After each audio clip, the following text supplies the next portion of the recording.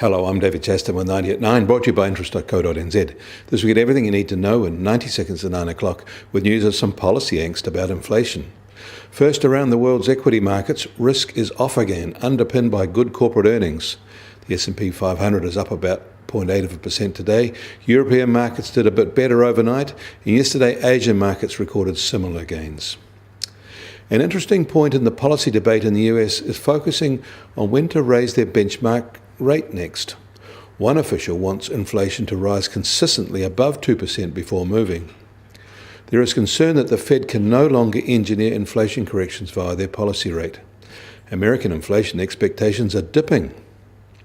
At the same time, however, US companies are saying that consumers will have to pay for the new US tariffs, and that of course will bring a new sharp aspect to inflation data. Pressures from tariff actions actually may start hitting the US before China.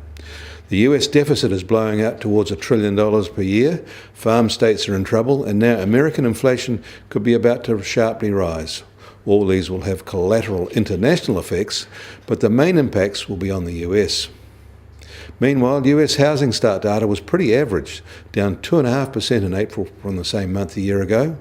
The seasonal spring lift this year was less than analysts expected. In Canada, factory data came in positively, up in March by more than 2% compared with the same month in 2018. A private sector survey of jobs in Canada brought a second straight month of strong data. In China, a price war has broken out among banks competing to offer the lowest rates on loans to small businesses, as the government has made supporting these companies a greater priority since last year. The expected Beijing resumption of trade talks hasn't actually started as expected, and it turns out there is no actual schedule for them to restart. The latest US moves against Chinese 5G icon Huawei won't be helping here. On the eve of the Australian federal election, employment data for April brought little to cheer about. Full-time jobs shrank by 6,300, part-time jobs rose by 35,000, that's more than correcting for the 21,000 fall in March, and their jobless rate blipped up a bit, with the headline rate now at 5.2%.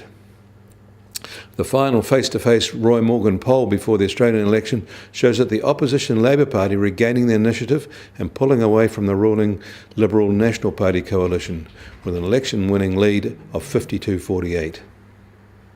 US Treasury 10-year yield has stopped shrinking and now at 2.40%. That's a 2 basis points rise.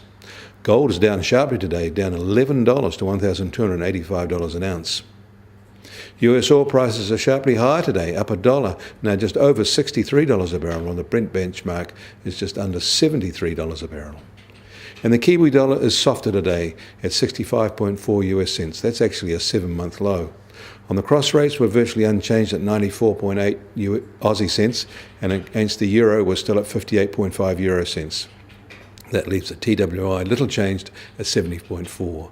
I'm David Chaston, and that was 90 at 9, brought to you by interest.co.nz.